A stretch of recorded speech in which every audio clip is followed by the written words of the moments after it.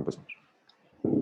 Bien, entonces hoy vamos a hablar de continuidad. Entonces vamos a leer el anexo, que es básicamente esta página con resultados importantes. Y el primero, ¿verdad? Pues tiene que ver claramente con la definición, que es lo que vamos a hablar cuando me refiero a una función continua.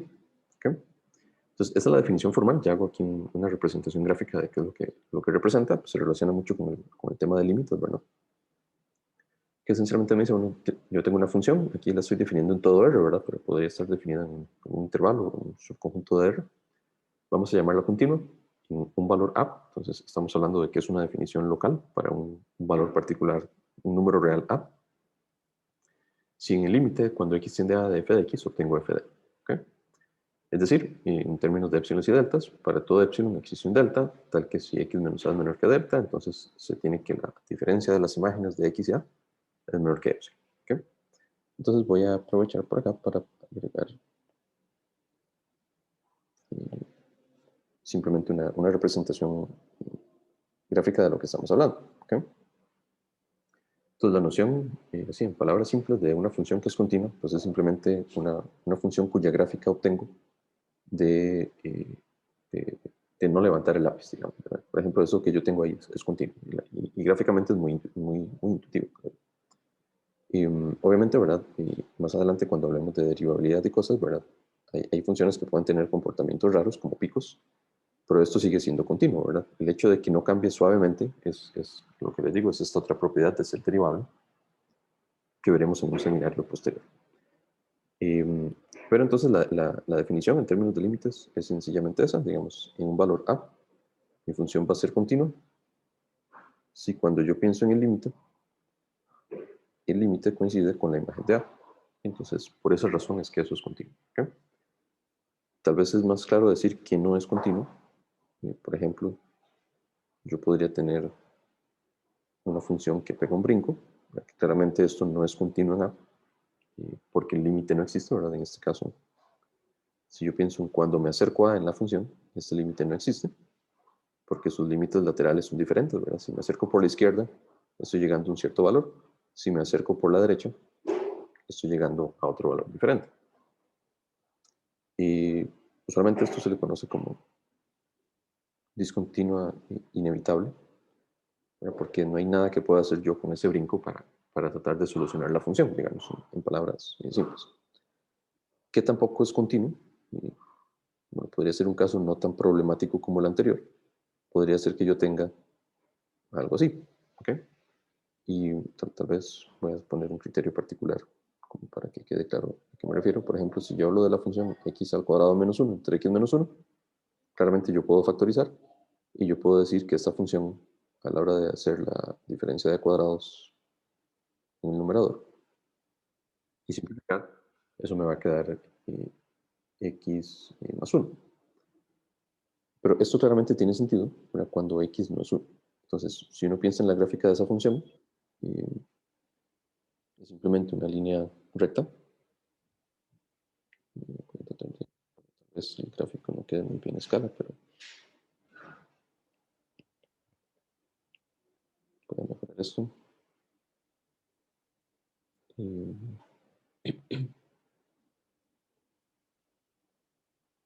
Okay.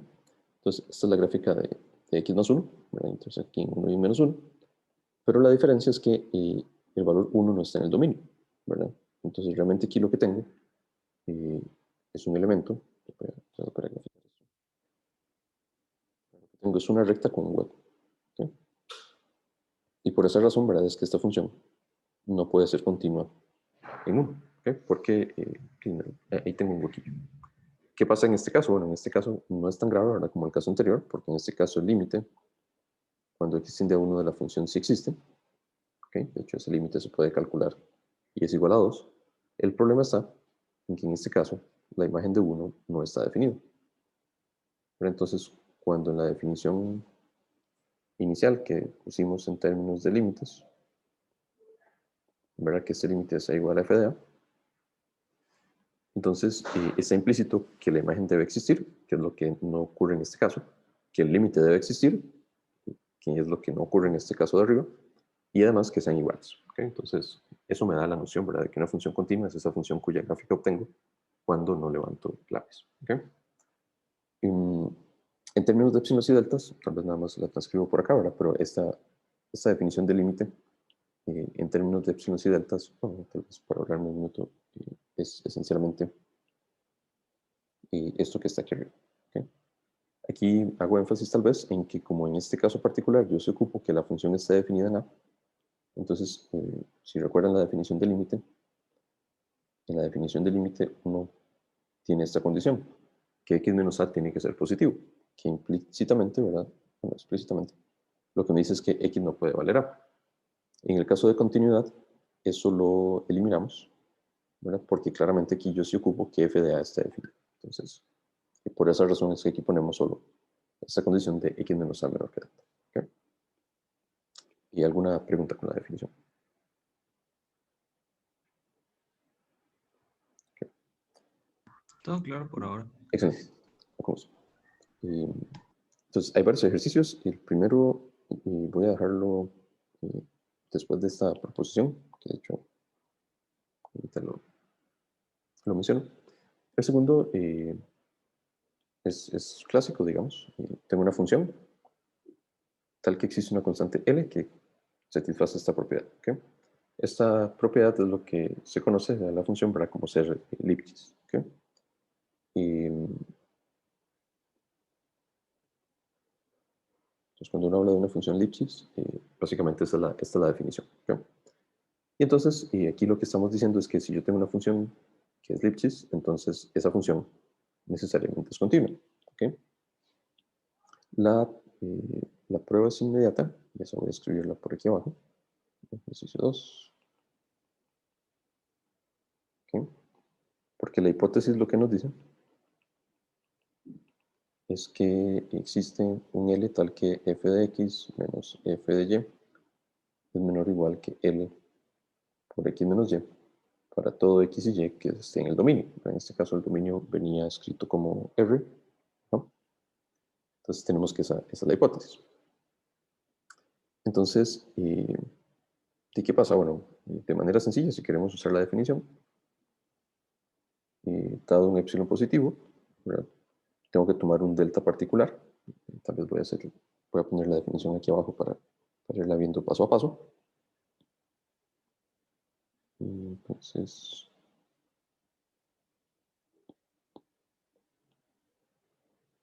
¿okay?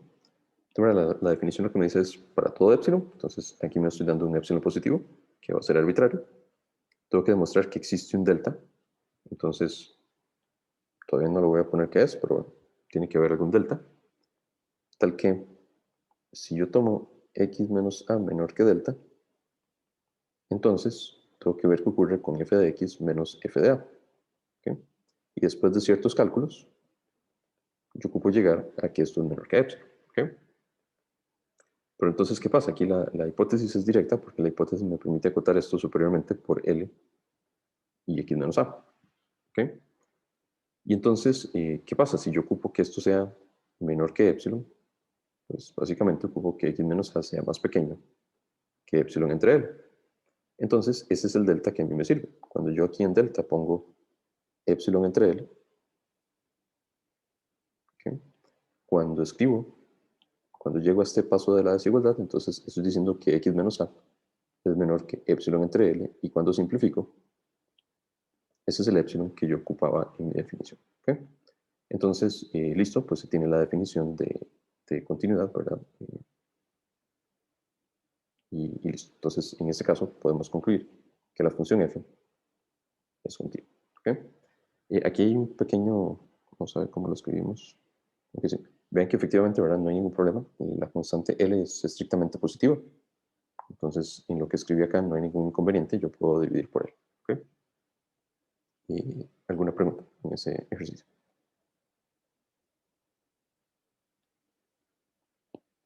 Okay. Ninguna pregunta. Pero bien. Okay. La siguiente proposición es bastante natural y pues, se relaciona con las propiedades de límites que conocemos, ¿verdad? Que si los límites existen, yo puedo sumarlos, restarlos, multiplicarlos y dividirlos. Y el resultado pues es la suma o la resta o etcétera de los límites. ¿Okay? Entonces aquí pues es exactamente eso mismo, pero escrito en términos de continuidad. Si yo tengo dos funciones que son continuas y agarro una constante lambda, entonces yo puedo sumarlas, puedo multiplicar por un escalar, puedo multiplicar las dos funciones y esas funciones que obtengo van a seguir siendo continuas. ¿Okay? Además, yo puedo dividir funciones y esa función también va a ser continua siempre y cuando el denominador no sea cero. ¿Okay? Entonces, ¿qué pasa? Bueno, todas las funciones que conocemos, nos llega a demostrar que todas las funciones bonitas que ustedes conocen, bueno, aquí estamos hablando de polinomios, pero todas las trigonométricas, toda la exponencial, la logarítmica, etcétera, todas esas son funciones continuas en su dominio máximo, ¿verdad? Porque siempre tenemos esta limitante, ¿verdad? De que ocupo, y bueno, si tengo fracciones que no dividir por cero, o si tengo problemas de dominio, pues que mis funciones estén definidas. ¿Okay? Y entonces, con base en este resultado, que no vemos la prueba, es un poquito técnica, me interesa un poco más la intuición y el resultado como tal. Con ese resultado, uno puede demostrar entonces que todas las funciones polinomiales son continuas. Vamos a escribirlo por aquí abajo. ¿Okay? Entonces, mira, se puso cuadriculado, no me importa. Y entonces, ejercicio. Todo polinomio, toda función polinomial es continua. ¿Okay? Y entonces, tal vez no voy a escribir toda la prueba, pero esencialmente es ver dos casos bases y luego aplicar inducción. Y el primero es si no tiene,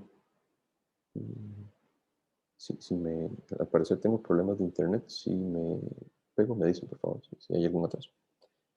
Entonces, si mi polinomio es una constante, ¿verdad? Y intuitivamente, pues es claro que al tener una función constante, ¿verdad? Pues eso va a ser continuo. Y eso sale directamente de la definición, porque cualquier epsilon que yo me dé, tome cualquier delta, porque cuando yo hago f de x menos f de a, esto es cero, que siempre es menor que epsilon. ¿Okay? Entonces, las funciones constantes son continuas. Esa es la prueba, con base en la definición. Luego, si yo tomo la identidad, si yo tomo el polinomio p de x igual a x, ¿okay? Entonces cuando yo pienso en restar f de x menos f de a, o sea, en este caso, p de x menos p de a, lo que obtengo es x menos a, que va a ser menor que epsilon siempre y cuando yo tome delta igual a epsilon. Entonces, aquí estoy siendo un poquito breve en la descripción, pero entonces si yo me doy un epsilon positivo, yo sé que existe un delta, que es el mismo epsilon, tal que si x menos a es menor que delta, entonces f de x menos f de a, ¿qué es esto? ¿Qué es esto? Es menor que epsilon. ¿Okay? Entonces, la identidad es continua.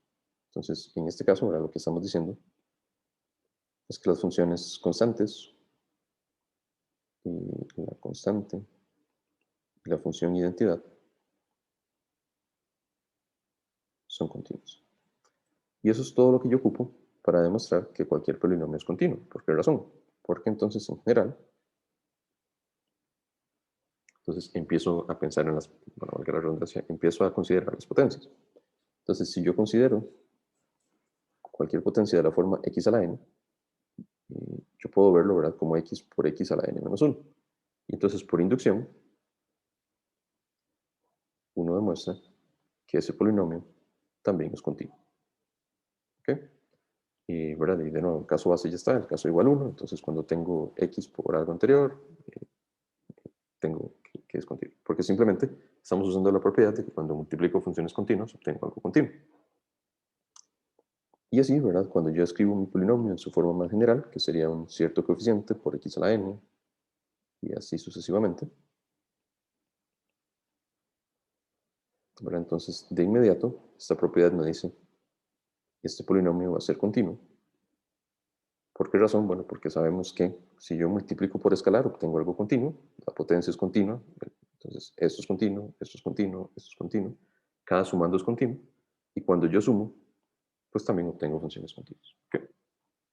Entonces la continuidad se hereda simplemente de tener dos casos triviales y utilizar la propiedad de que cuando sumo, multiplico por escalar y multiplico, obtengo funciones continuas. ¿Okay? Y consultas ahí.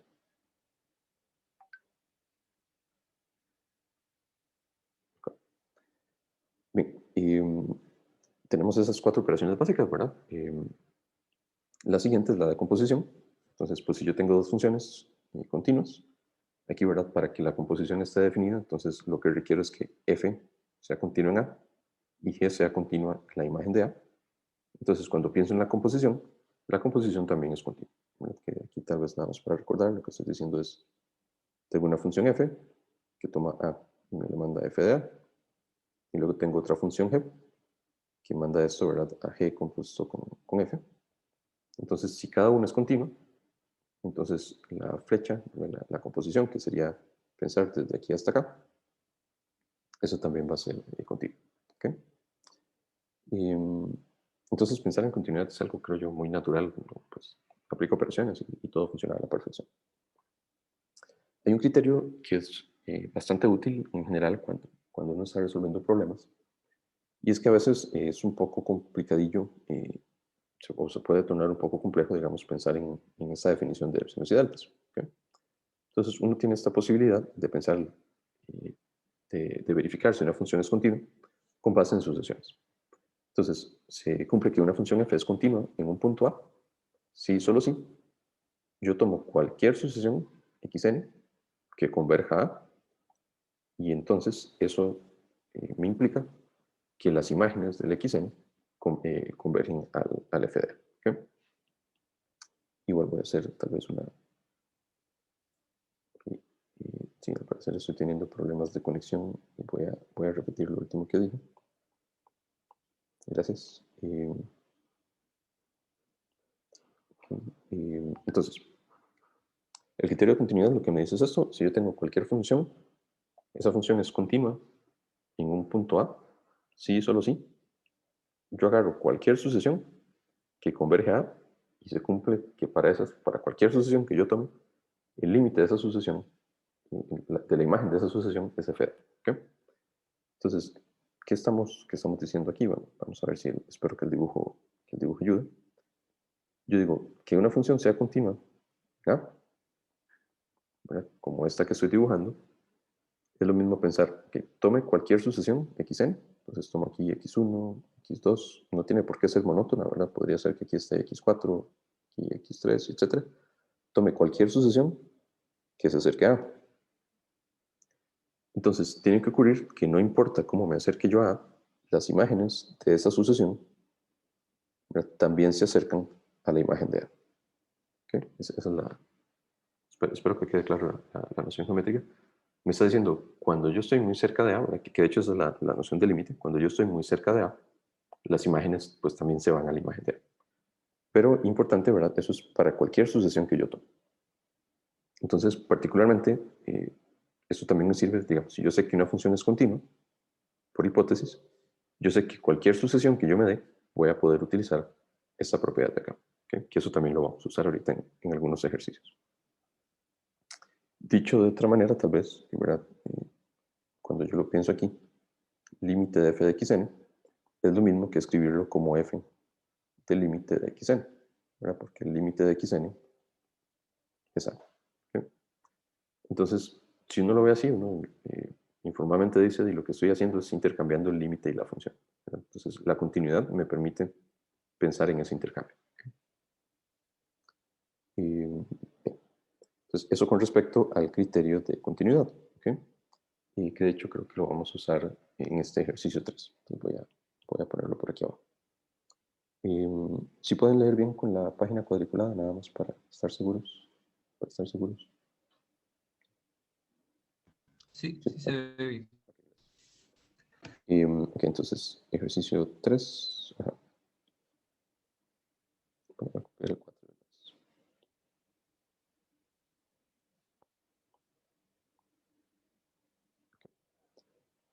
Entonces, ¿qué me dice el ejercicio 3? Dicen, tengo dos funciones, f y g, definidas en algún dominio A, que no me interesa mucho, ahí tengo algún conjunto A. Y son funciones continuas.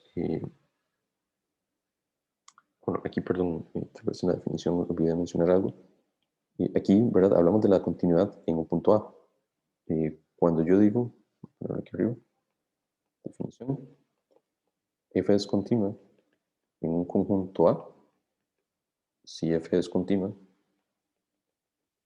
¿verdad? Para todo elemento de ese conjunto. ¿Ok? Y eso nada más tal vez hago la aclaración porque, por ejemplo, ¿verdad? Voy a hacer otro dibujo aquí abajo. Bueno, no sé, yo podría tener una función que es así, y aquí cambia en 1. Entonces, ¿verdad? Yo puedo decir mi función es continua de menos infinito a 1 y mi función es continua de 1 a infinito, ¿verdad? Pero claramente no es continua en todo R. Cuando uno habla de un conjunto, sé que la continuidad se cumple para todo elemento de ese conjunto. Bien. Entonces, volviendo al ejercicio, tengo dos funciones continuas. Pruebe que si este conjunto, que son todos los valores de x del dominio, en donde f y g valen lo mismo, si ese conjunto es denso en A, entonces f y g coinciden en todo A. ¿Okay? Ese ahorita lo vamos a usar en el siguiente. Y intuitivamente lo que me dice es, si yo tengo dos funciones, aquí estoy pensando, aquí estoy, digamos, graficando f y g sobre este conjunto denso. Si yo tengo que dos funciones son la misma, o sea, bueno, valen, pero que la imagen bajo dos funciones diferentes de una misma preimagen es la misma, y ese conjunto es denso, ¿verdad? Como Q, que es denso en R, entonces necesariamente lo que tiene que ocurrir es que las dos funciones tienen que ser exactamente la misma. ¿Okay? No es posible para que tenga una función, por ejemplo, no es posible que f valga esos valores, digamos, que g valga esos mismos puntos y que tome otros valores diferentes, digamos, no sé, por decir algo. Si esta es f y esta es g, ¿okay? Eso no es posible si la igualdad se da en un conjunto que es denso. Y vemos la prueba. La prueba no es tan complicada y requiere esta propiedad de secuencias. Entonces, vamos a hacerlo en dos casos. ¿Okay? Si yo quiero ver qué f, bueno, primero tal vez por definición, por notación, vamos a definir D como ese conjunto, para no estar copiando tanto. Entonces, D es el conjunto de todos los elementos de la preimagen, tales que sus imágenes son iguales. Entonces, ¿verdad? Lo que queremos probar es que f de x es igual a g de x para todo x en A. ¿Okay? Entonces, claramente, bueno, para ser totalmente, eh, sí, para escribir todos los casos, ¿verdad? Tenemos dos posibilidades. Una es que x está en D y otra es que x no está en D, ¿verdad? Si x está en D, es claro, por definición del conjunto, que f y g son iguales, ¿verdad? Esencialmente yo quiero demostrarlo para todo en A. Lo que estoy diciendo es, a mí no me interesa lo que pasa en ese conjunto, porque ya sé que son iguales. ¿Qué? Entonces, realmente el caso de interés es qué pasa si x no está en D. O tal vez dicho de otra manera para definir el universo, ¿verdad? Estamos hablando que tengo un elemento en el dominio que no está en ese conjunto denso. Entonces, ¿qué significa ser denso, verdad? Bueno, si lo pensamos igual como racionales, que Q es denso en R, en términos de sucesiones, lo que significa es que existe una cierta sucesión xn de elementos de D que cumple que xn converge a x. ¿Okay? Esa es la noción de densidad. Piensen que este D es Q, digamos. Entonces, el complemento son los irracionales. Entonces, cualquier número irracional yo lo puedo aproximar como por una sucesión de números racionales, por ejemplo. Esa es la noción de densidad. Y entonces, ¿qué pasa? Como f y g son continuos, entonces, ¿qué es lo que dijimos? Para cualquier sucesión que yo me dé, como xn converge a x, entonces f de xn converge a f de x y g de xn converge a g de x. ¿Okay? Eso simplemente por el criterio de las sucesiones. ¿Okay? Pero ¿qué pasa? Como xn son elementos de D, en ese conjunto las imágenes son iguales. Entonces, estos dos elementos, f de xn y g de xn, valen lo mismo. ¿Okay? Entonces, ¿qué pasa? Es la misma sucesión. Y como la sucesión converge, sabemos que el límite es único, entonces lo único que puede ocurrir es que estas dos expresiones sean iguales. ¿Ok? Entonces concluimos que necesariamente f y g tienen que ser el mismo en este segundo caso. ¿Ok? Y entonces listo, pues uniendo el caso 1 y el caso 2, concluimos que f es exactamente igual a g. ¿Ok? Preguntas.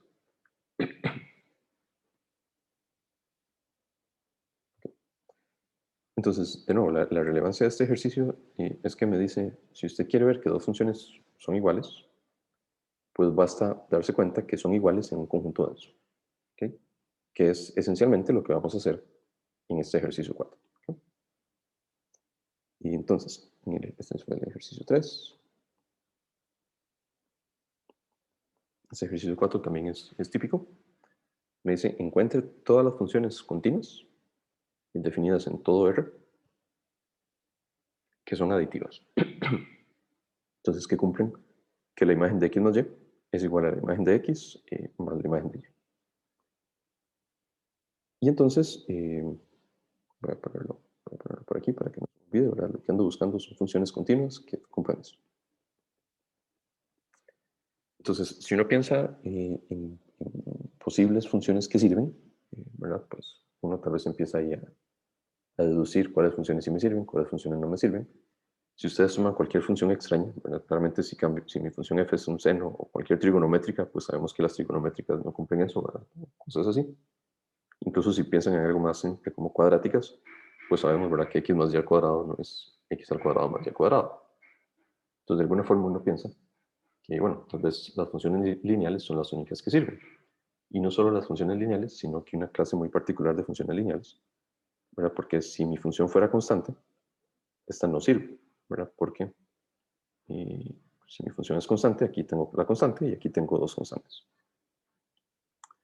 Entonces, igual aquí por tiempo, pues no voy a hacer mucho análisis, pero uno pensaría, bueno, claramente la identidad sí sirve. Y si multiplico la identidad, si multiplico la identidad por cualquier constante m, esa también funciona, ¿verdad? De hecho, cualquier función lineal de este tipo satisface esta igualdad. Entonces, uno se pregunta, bueno, ¿será cierto que ese es el caso, ¿verdad? Entonces, tal vez aquí voy a cambiar la notación. Llamemos a esta g.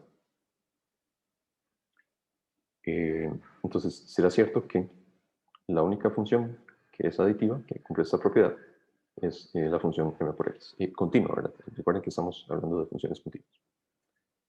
Y entonces, el problema anterior lo que nos va a decir es, bueno, demuestre que esta igualdad es cierta para un conjunto denso.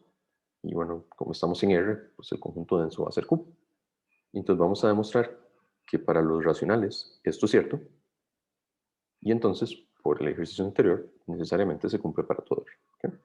Entonces, esa por ahí va a ir, digamos, la construcción que vamos a hacer. Entonces, ¿qué pasa? Bueno, si queremos hablar de los racionales, básicamente lo que estoy pensando es, aquí lo que estoy anotando a la derecha es como un borrador. Ahora lo que estoy pensando es qué pasa a mi función sobre números racionales, o sea, para números de la forma p por q.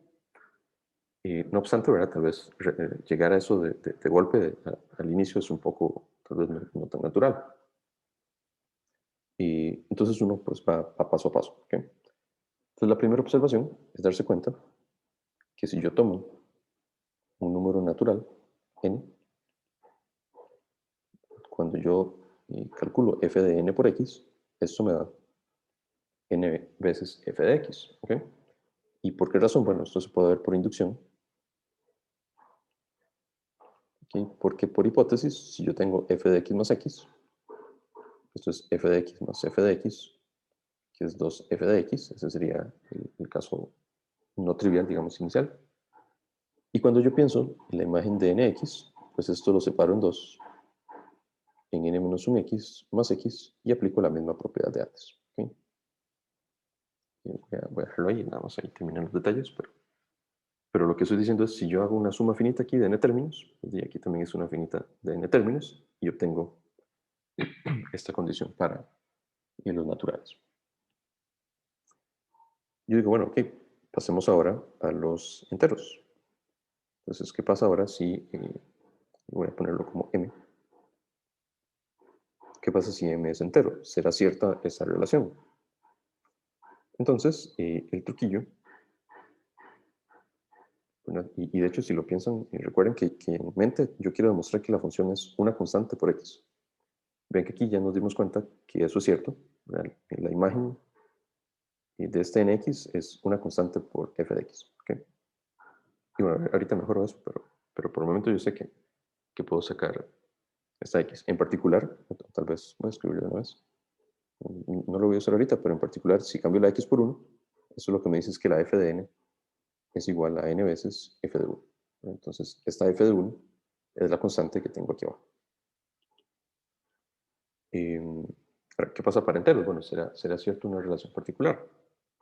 Entonces, pues, ¿qué pasa? Bueno, tal vez hay que jugar un poquito con la función, y eso voy a ponerlo aquí a un lado. Algo también bastante natural de preguntarse, o al menos lo que uno hace al inicio es, bueno, y agarremos la igualdad que me den y empezamos a dar valores. En este caso tal vez es muy simple, pero si en el problema aquí me dan una relación un poco más complicada, pues uno empieza a sustituir a ver qué, qué deducciones puede sacar. Lo primero es que si yo cambio la x y la y por 0, pues me queda que f de 0 es igual a 2f de 0, o sea, que f de 0 vale 0. ¿Okay? Eso también pudimos haberlo deducido de aquí, ¿verdad? Directamente, cambiando la n por 0. ¿Okay? Y luego, si yo reemplazo la y por menos x, que esa es otra idea importante que uno podría ver. Entonces, obtiene que a la izquierda f de 0 es igual a f de x más f de menos x. O sea, ¿qué quiere decir eso? Que como ya sé que f de 0 es 0, que si yo tengo un menos, ese menos puedo sacarlo, por así decirlo, de mi función. ¿Okay? O dicho de otra forma, eso es una función impar. Si lo puse bien, sí, creo que sí. Entonces, esto nos va a permitir pasar de los naturales a los enteros, porque de los enteros es básicamente tomar propiedades para los naturales y meterlo en sí. ¿Okay? Entonces, ¿qué pasa si m es un entero negativo? ¿Okay? Si m es un entero negativo, esto yo lo puedo ver como la imagen de menos m por x. ¿Okay? Entonces, ¿qué pasa? La propiedad que puse aquí abajo me dice, si usted tiene un menos, simplemente tíralo afuera. Entonces, ese menos sale de este f. ¿Okay? ¿Y ahora qué pasa? Como menos m es un número natural, entonces puedo usar lo que sabemos acá. Cuando yo tengo un número natural, ese valor lo puedo sacar. Entonces, esto va a ser igual a menos, saco el número natural y me queda f de x, o sea, m por f de x. Entonces, en este segundo paso, lo que estamos demostrando es que lo que ya sabíamos para los naturales, también es cierto para los enteros. ¿Okay? ¿Alguna pregunta en eso?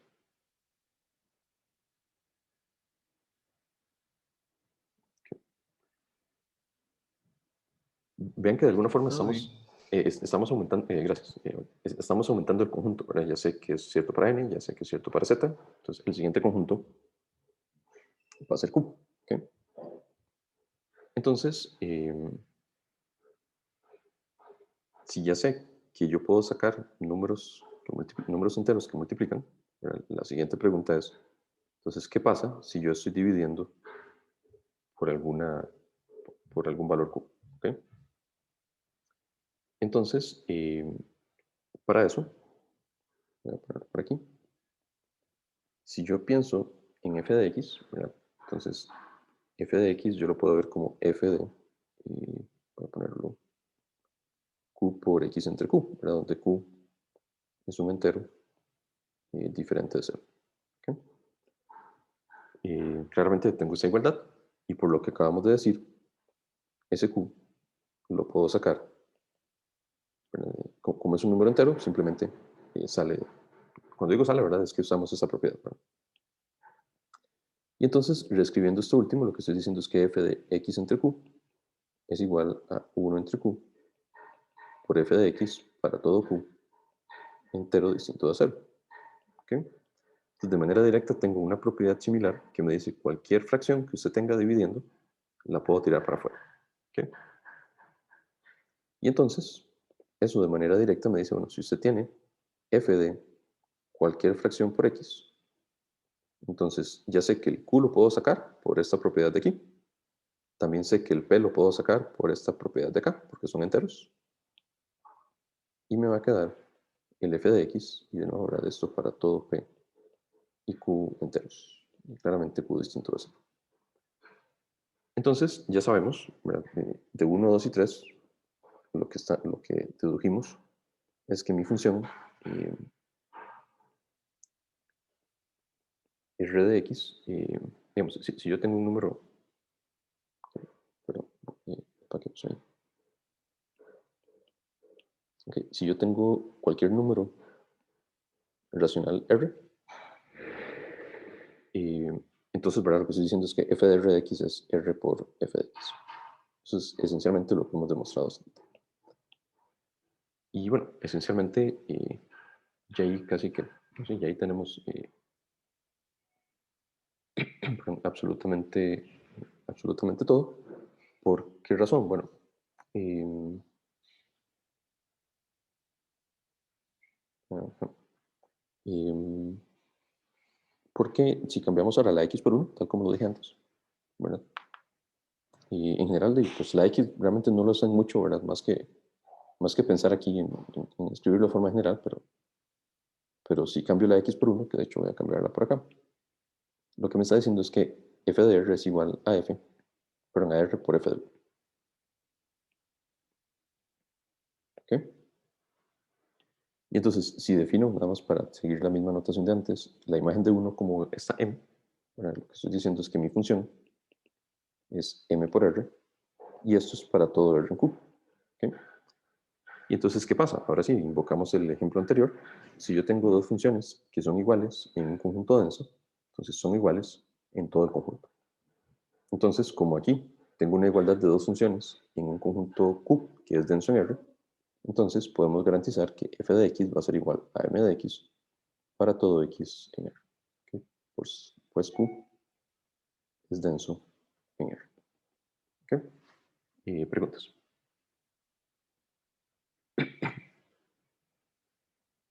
Okay. Entonces, ese resultadillo es bueno tenerlo ahí, ¿verdad? Para este tipo de cosas. Okay. Bien, hay otro teorema también que es muy relevante, el teorema de Weierstrass, que me dice que si yo tengo una función continua en un intervalo cerrado y acotado en un compacto, entonces f alcanza un máximo y alcanza un mínimo.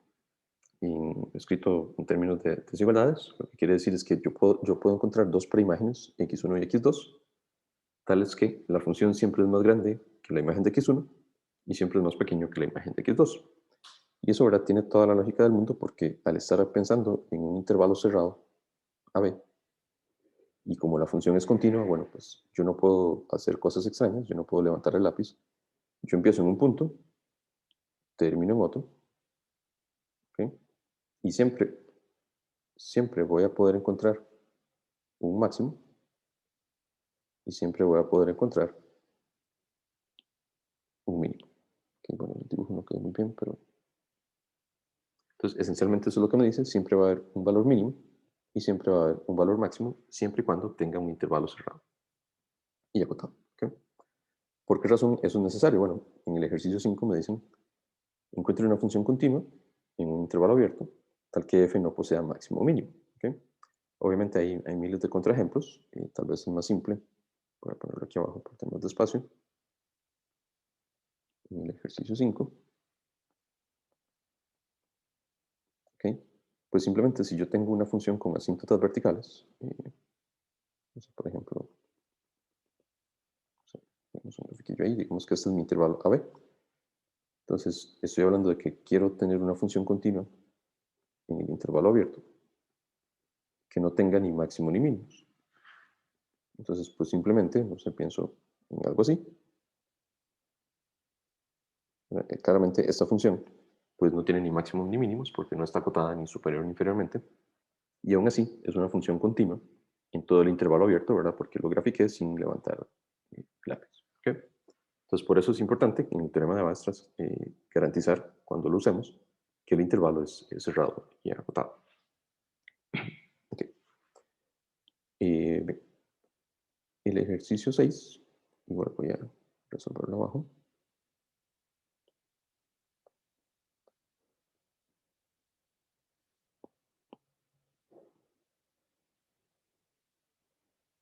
¿Ok? Y dice, considera una función continua, tal que los límites en los infinitos existen y son números reales. Entonces, lo que vamos a demostrar es que la función es acotada. ¿Ok? Entonces, esencialmente, ¿qué es lo que ocurre? Bueno, me están hablando que tengo una función continua. Y yo sé que en menos infinito la función se acerca a un cierto límite. Y en más infinito la función se acerca no necesariamente al mismo valor, ¿verdad? A otro límite. Llamemos a este, no sé, L1 y a este L2. Y bueno, como la función es continua, no sé qué hará, ¿verdad? Si hay lo que sea, pero eventualmente une, bueno, cuando digo une, ¿verdad? Este L2 es en el infinito, pero son valores muy cercanos a L1 y muy cercanos a L2.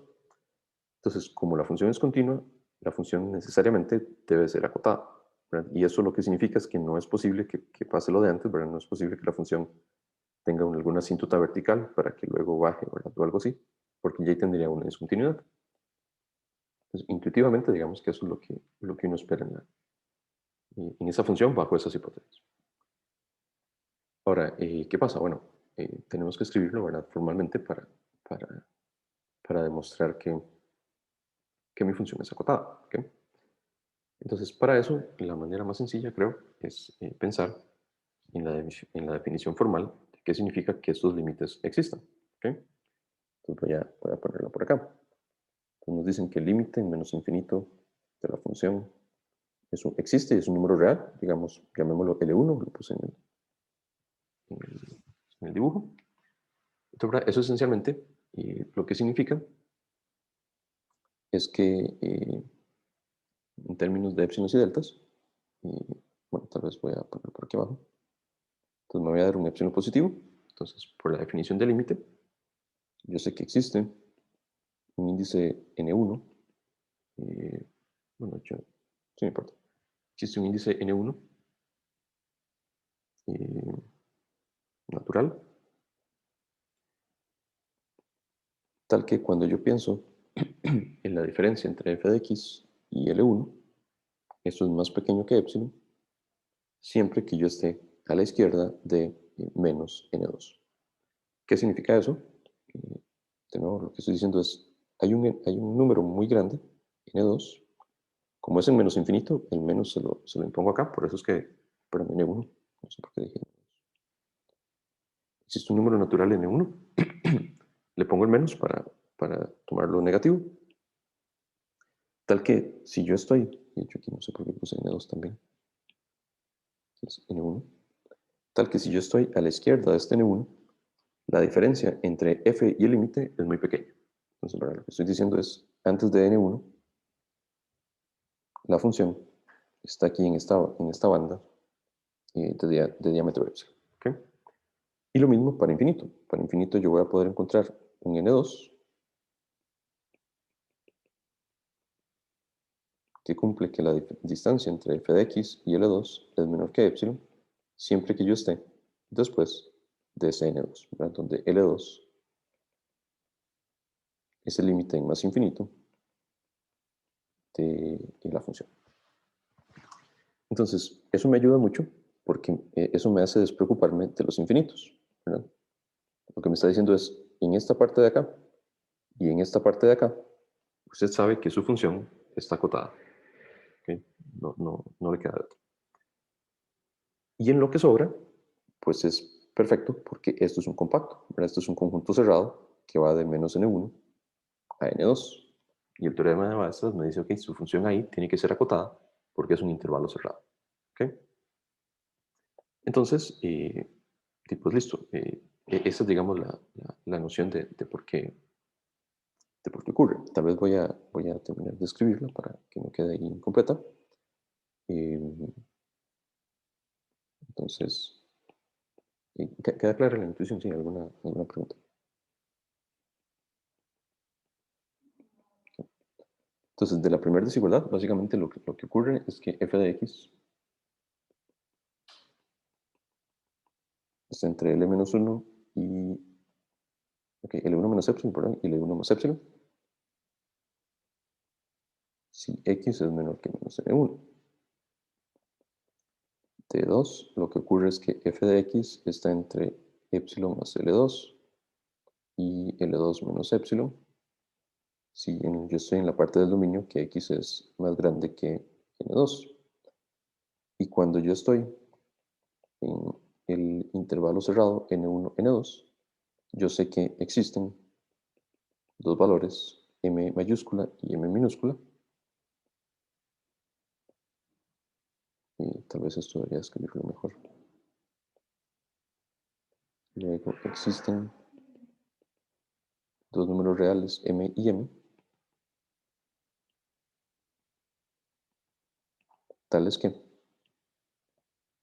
tengo estas desigualdades para esta expresión. Entonces, listo, la función es acotada superiormente por ¿cuál valor? Y tomen el máximo de esto, de esto y de esto. Entonces, la función siempre va a ser más pequeña que el máximo de esos tres. Y la función es acotada inferiormente por el mínimo de esos tres. ¿Okay? Y listo. Okay, entonces, ese era el ejercicio, ya no me acuerdo el número.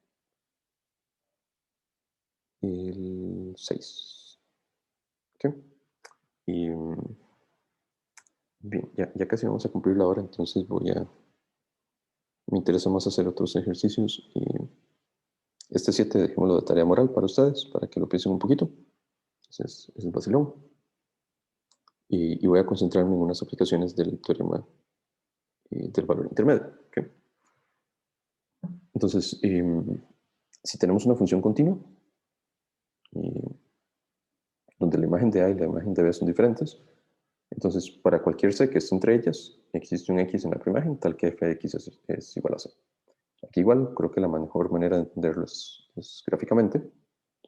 Voy a irme aquí abajo para hacer la representación gráfica.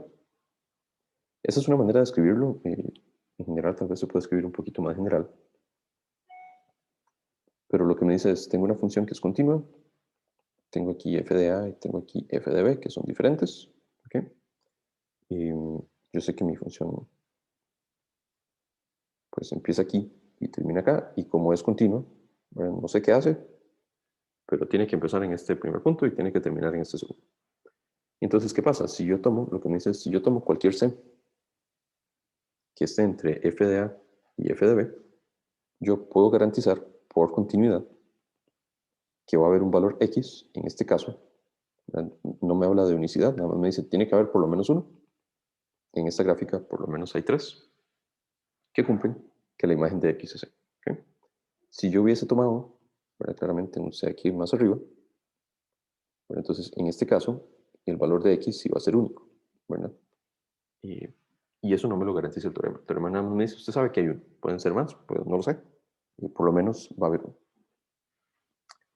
En general, uno podría escribirlo tal vez un poquito más genérico, porque podría ser, digamos, que f de A y f de B estén muy cercanas, ¿verdad? Y que en la práctica, pues eso no me sirva en un ejercicio. ¿Y a qué me refiero con eso? Y podría ser que la función haga algo así, por ejemplo. Entonces, en general, uno podría escribirlo en términos, como estamos hablando de un intervalo cerrado, ¿verdad? Yo sé que en ese intervalo cerrado la función tiene un máximo, m mayúscula, y tiene un mínimo, m minúscula. Entonces, cualquier valor que yo tome entre ese mínimo y ese máximo, yo sé que va a tener una prima. ¿Okay? Eso es tal vez un poquito más fuerte, digamos, de la manera de escribirlo, pero es claramente, ¿verdad? La misma idea que dije acá es eso. ¿Okay? Pero bueno, ese es el famoso teorema de los valores intermedios. Y tiene una gran cantidad de aplicaciones. Aquí mencionamos 4. ¿Okay? Y vamos a ver si me da chance de hacerlas todas, pero creo que sí.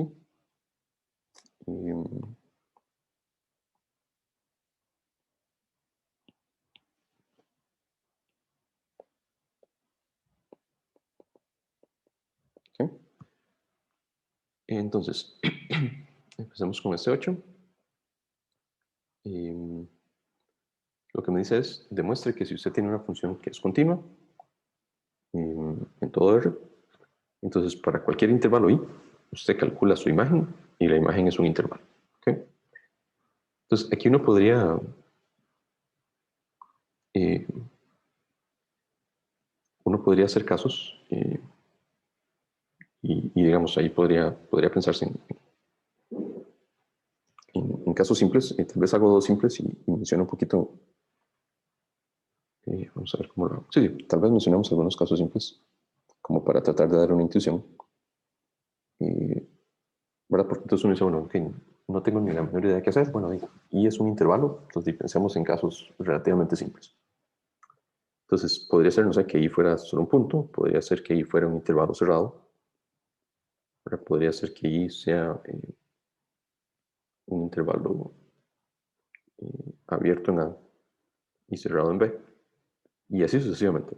Uno podría sentarse a decir, voy a poner todos los casos de intervalos, incluso intervalos infinitos, y vamos a ver qué pasa. ¿Okay?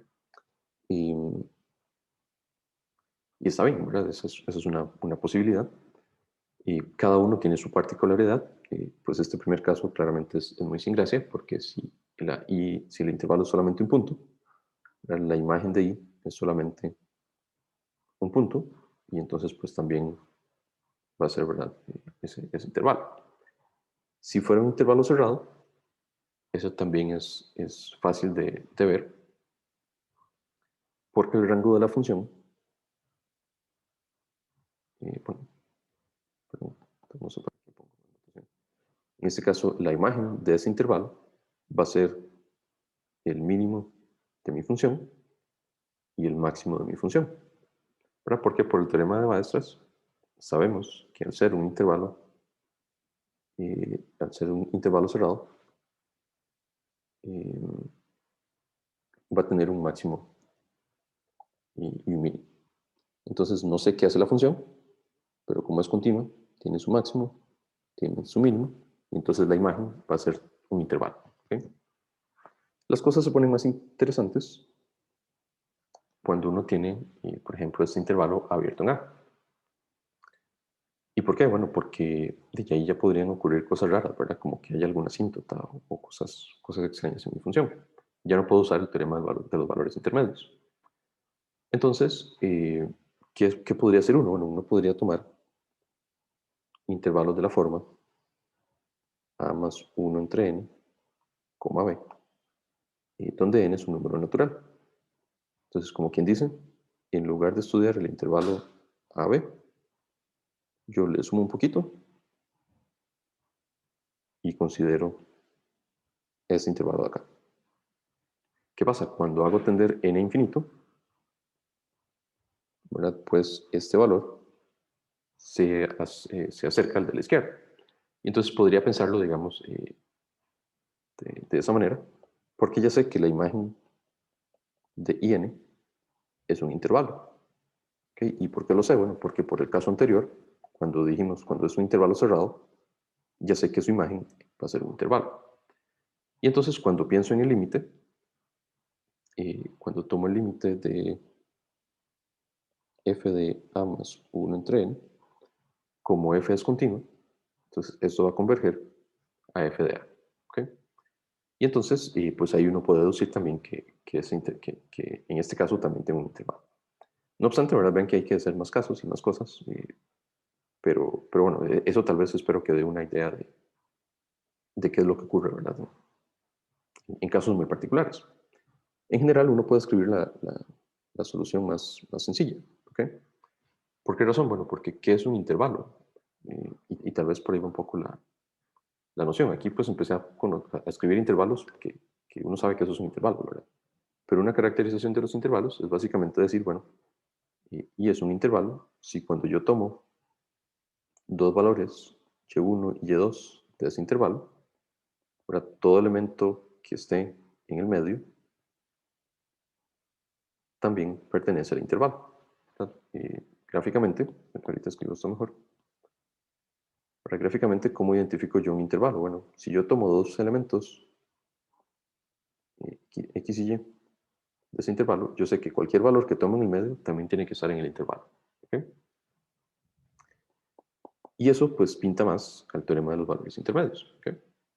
Entonces, ¿qué pasa? Bueno, si yo tomo dos valores, llamémoslos y1 y y2, que están en la imagen de I, ¿okay? Lo que yo ocupo demostrar es que, bueno, sí, y tomo un lambda, un número real, con lambda, perdón, con Y1, sin perder generalidad, yo puedo asumir aquí que Y1 es menor que Y2. Entonces, Y1 es menor o igual que lambda y lambda es menor o igual que Y2. Entonces, la pregunta es, ponerla por acá, si lambda estará en la imagen. ¿Okay? Sí, y repito esto que es lo fundamental. Esta es la caracterización que estoy hablando del intervalo. Entonces, ¿qué estoy diciendo? Estoy tomando un Y1 y un Y2 que están en la imagen de mi función. Entonces, ahí hay un punto cuya componente en Y es eso. Entonces, la pregunta es, si yo tomo cualquier lambda que esté en el medio, será cierto que ese lambda está en la imagen, porque entonces si está en la imagen, entonces va a ser un intervalo. ¿Okay? Porque cualquier valor que yo tome en el medio tiene que estar en ese intervalo. Y eso es cierto, ¿verdad? ¿Por qué razón? Bueno, porque por el teorema del valor intermedio, como lambda está entre y1 y y2, bueno, ya lo escribí, por el teorema de los valores intermedios, yo sé que existe una preimagen que va a estar, existe un X, voy a ponerlo en palabras, entre la preimagen de y1 y la preimagen de y2, que cumple que eh, su imagen es igual a lambda. O sea, lambda pertenece a la imagen de y. Aquí tenemos un segundo. Y pasemos al 9. Y el 9 dice, este nada más voy a hacerlo igual de manera intuitiva, la parte formal ahí pueden escribirlo en términos de límites. Ese es un resultadillo también medio conocido. Todo polinomio de grado impar con coeficientes reales posee al menos una raíz real. ¿Okay? ¿Cuál es la idea de eso? Bueno, también es usar el teorema del valor intermedio. Entonces, ¿por qué razón? Bueno, o qué es lo que tienen de importante los polinomios impares. Bueno, si yo pienso, no sé, en X a la 3 o X a la 5 o el que quieran, bueno, claramente X es la identidad,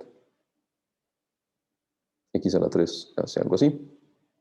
¿Y qué tiene diferente, verdad, de X al cuadrado? Bueno, X al cuadrado o X a la 4 o X a la 6 o cualquier X a la potencia par tienen esta forma. ¿Okay? Entonces, claramente, si yo sumo cosas, ¿verdad? Si yo tengo una suma de cuadrados, ya claramente eso no tiene ninguna raíz real. Por esta razón es que estos, ¿verdad?, quedan descartados. ¿Okay? En estos no es posible pensar en escribir una prueba que me diga que siempre van a tener una solución. Cuando son impares, más bien tenemos este comportamiento, ¿verdad? Y el comportamiento en infinitos es el que es clave. ¿Sí? Porque siempre, ¿verdad? Si p de x es un polinomio con grado impar, ¿verdad?, yo puedo escribirlo como un cierto coeficiente por x a la 2n más 1, y luego vienen un montón de términos que no voy a escribir. Aquí viene la sumatoria de ciertos coeficientes acá por x a la k, desde 0 hasta 2n.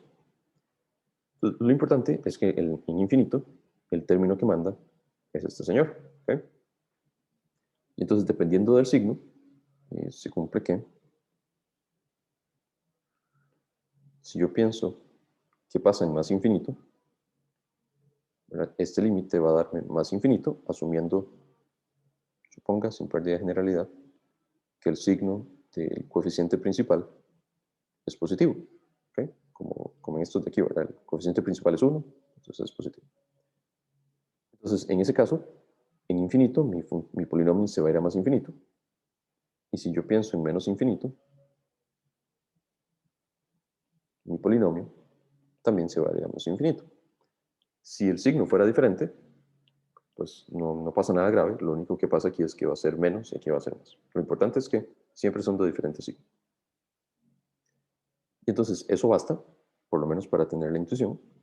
¿Por qué razón? Porque si aquí está mi eje X y yo estoy diciendo que mi polinomio tiene que venir de menos infinito a más infinito, como es continuo, pues en algún momento voy a tener que cortar al eje X. ¿Okay? Esa es la intuición. Entonces, aquí nada más voy a ponerlo así por temas de tiempo, pero por el teorema del valor intermedio, al ser P continuo, necesariamente tiene que existir un X tilde que cumple que la imagen de X tilde es 0. Es básicamente por eso comportamiento de los infinitos. Si quieren escribirlo así con términos de epsilon y deltas, pues se puede, ¿verdad? Claramente. La idea es cortar aquí, digamos, la definición de que este límite es infinito, ¿verdad? Es que para todo n existe aquí otro, tal que la función es más grande, y aquí lo mismo. Y entonces, listo, uno se da cuenta que la función toma un valor aquí negativo, y toma aquí otro valor positivo, y por el teorema del valor medio, tiene que haber algún valor donde valga 0. ¿Okay? Esa es, digamos, más o menos la prueba si quieren escribirla informalmente. Pero en esa creo que con la intuición me doy por satisfecho. Eso con respecto al ejercicio 9. Y con respecto al 10 al 11, igual pongámoslos por aquí abajo.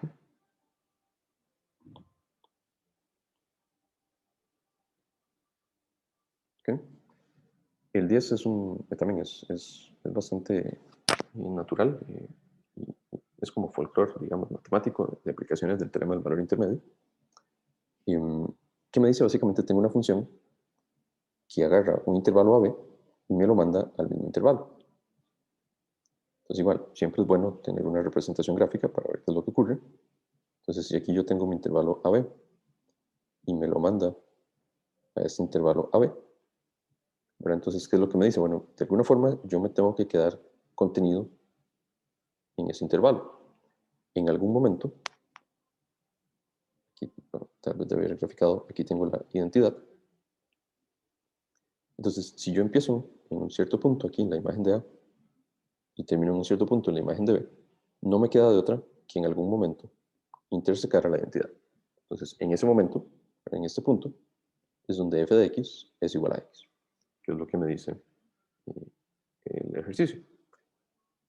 Y bueno, ¿qué pasa? Si yo quiero ver que algo es igual a f de x, pues lo natural es restarlo y buscar ceros de una función. Entonces, aquí lo típico, ¿verdad? Es defina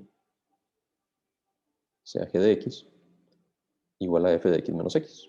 ¿Ok? Básicamente. Entonces, lo que ando buscando es un cero de g. ¿No? Porque si en algún momento g se hace cero, entonces esto es cero, y entonces f de x es igual a x. Y entonces, bueno, pues, ¿qué pasa? Si, tal vez aquí hay que descartar ¿cómo se llama? Un caso trivial. Si f de a fuera igual a a, o f de b fuera igual a b, sí, el resultado es cierto, ¿verdad? Ahí no hay nada que decir, f de a es igual a a o f de b es igual a b. En caso contrario, que es el que nos va a interesar, ¿verdad? Siempre se cumple que f de a es más grande que a y f de b es más pequeño que b. ¿Por qué razón? Porque la imagen está contenida dentro de AB. Entonces siempre, ¿verdad? La imagen de f de x está entre b y está entre a. Entonces, como estoy diciendo, aquí estoy diciendo, la función, la imagen siempre es mayor o igual que a, pero ya descarté el caso en el que se da la igualdad, entonces necesariamente f de a tiene que ser más grande que a. Lo mismo del otro lado, f siempre es menor o igual que b, ya descarté cuando es igual a b, entonces f necesariamente es menor que b. Y entonces, ¿qué pasa cuando yo pienso en g de a? ¿Y qué pasa cuando yo pienso en g de b?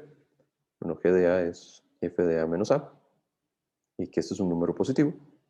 Cuando pienso en g de b, esto es f de b menos b, que es un número negativo. Y entonces, listo, una aplicación directa del teorema del valor intermedio. Yo sé que necesariamente va a existir un c entre a y b, que cumple que g de c es igual a 0. O sea, que f de c es igual a 0.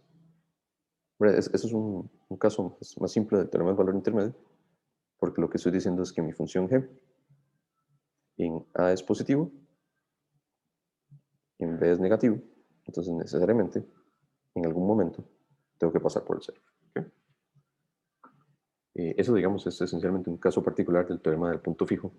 Hay versiones más generales en otros espacios, pero eso es lo que me dice. Si yo siempre tengo una función que mapea un intervalo al mismo intervalo, siempre va a tener un punto fijo. ¿Okay? Ese sería el número 10. ¿Alguna pregunta? Okay. Y luego, okay.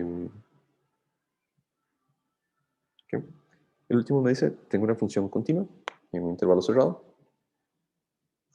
Pruebe que si la función es inyectiva, entonces también va a ser monótono. ¿Okay? Entonces, eso pues podría intentar probarse de esa manera, pero es más sencillo.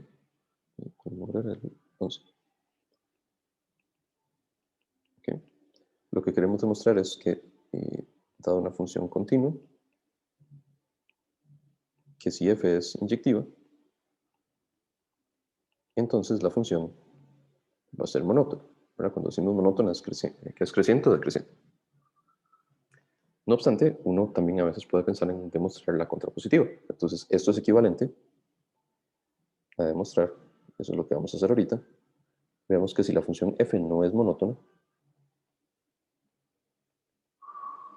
entonces la función f no es inyectiva. ¿Okay? Entonces voy a hacer un caso particular, podría ser el caso contrario, pero al no ser monótona, lo que estoy diciendo es, bueno, voy a tomar tres valores A, B y C, y voy a tener aquí A, C, y B, que digamos, esa de ahí claramente no es monótona.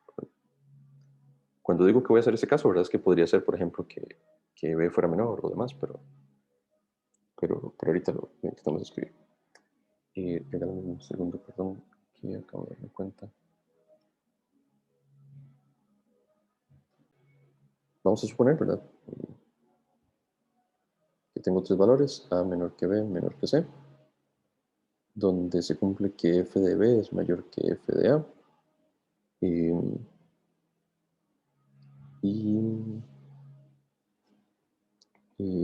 f de C es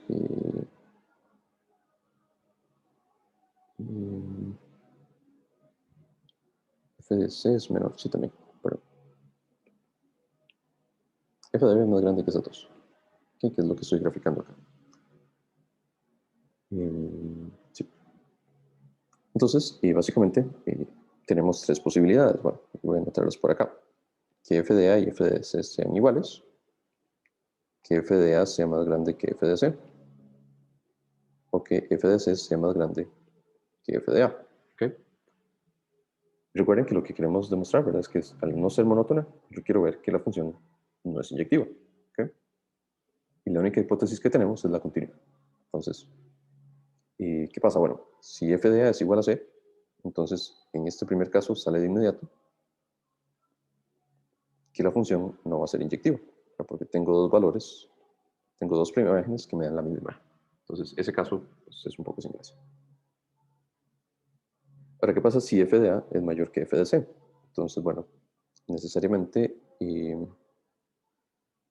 lo que tengo es que f de B es mayor que f de A por la condición que puse aquí arriba, y f de A es más grande que f de C. Entonces voy a hacer el grafiquillo aquí.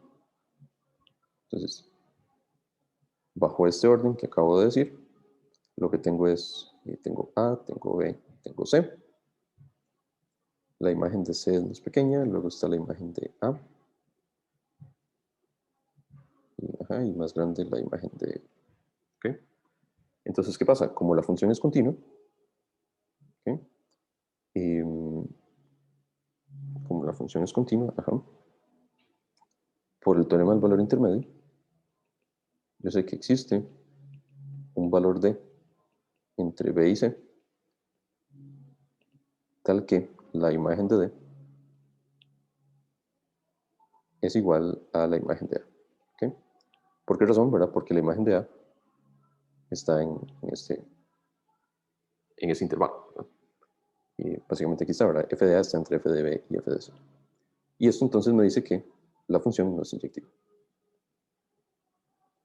¿Okay? Y bueno, lo mismo va a pasar en este tercer caso. Si F de C es más grande que F de A, entonces lo que tengo es que F de B es más grande que F de C por esta condición de aquí. Y estoy en el caso en que F de C es mayor que F de A. Y entonces la idea es la misma, nada más gráficamente voy a hacerlo para que quede más claro. Y tengo entonces A, B y C. En este caso la imagen de B es más grande, luego sigue la imagen de C, luego la imagen de A. Mi función es continua. Y entonces aquí lo que voy a hacer es, ¿verdad? Cuando veo que aquí claramente no es inyectiva, porque aquí tengo una misma imagen, entonces pues igual, nada más lo justifico por el teorema del valor intermedio. Yo sé que existe un valor D entre A y B, que cumple que la imagen de D es igual a la imagen de C. Entonces la función no es inyectiva. ¿Okay? Y esencialmente, ¿verdad? Eso me dice, bueno, y este caso que dibujé acá, pues no es posible. Entonces, ¿verdad? Habría que considerar pues otras variaciones, ¿verdad? Como que f de b sea la más pequeña, pero esencialmente la idea va a ser exactamente la misma. ¿Okay? Entonces, por lo menos con este caso, pues tenemos la noción de qué es lo que ocurre. Y entonces, de esa manera, garantizamos que mi función f no es inyectiva. ¿Okay? ¿Preguntas?